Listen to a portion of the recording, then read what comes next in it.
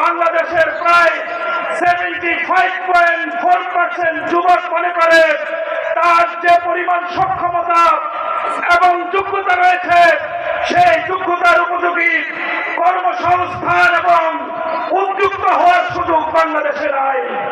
আমাদের সম্মানিত নেতা ডক্টর জাহাঙ্গীর আলম বলেছেন যে যদি তিনি আগামী দিনে এই শ্রীপুরের খেদমতের সুযোগ পান, গাজীপুর 2 আসনের খেদমতের সুযোগ পান, তিনি কর্মসংস্থান তৈরির চেষ্টা করবেন।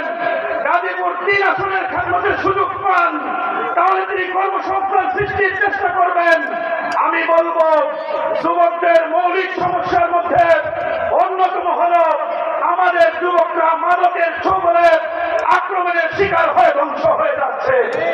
আমি একটা স্ট্যাটিস্টিক দেখেছি, অল্প সময়ের মধ্যে শুধুমাত্র গত কয়েকদিন আমি একজন পুলিশ অফিসারের সাথে দীর্ঘক্ষণ কাটিয়েছি।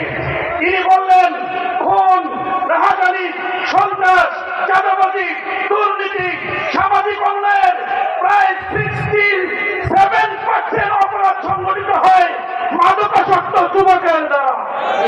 বাংলাদেশ করার জন্য সম্মানিত গাজীপুর 3 আসনের অধিবাসীবৃন্দ, আপনাদেরকে এখন পর্যন্ত সুযোগ রয়েছে, এই সুযোগকে কাজে লাগাতে হবে। প্রতিটি ঘরে ঘরে গিয়ে আমাদের নেতা ডক্টর জাহাঙ্গীর আলম ভাইয়ের সালাম পৌঁছে দিয়ে দাঁড়িপাল্লা মার্কাকে পরিচিত করে ভোটের মাঠে নিয়ে এসে ভোট প্রদানের সহযোগিতা করে ভোট সংরক্ষণ করতে হবে। একটা দল নিশ্চিত পরাজিত হবে এটা জেনে গিয়েছে, এখন তারা ষড়যন্ত্রে লিপ্ত হয়েছে, মানুষকে হুমকি ধমকি দিচ্ছে, নির্বাচন একদিন ঘর থেকে বের হতে দিবে না, ভোট দিতে দিবে না, ভোট দিলেও গণনা করতে দিবে না, গণনা করলেও রেজাল্ট দিতে দিবে না, এই ধরনের কথাগুলো বলার চেষ্টা করছে। আমি বলতে চাই তাকে দেখুন আজকের এই শ্রীপুরের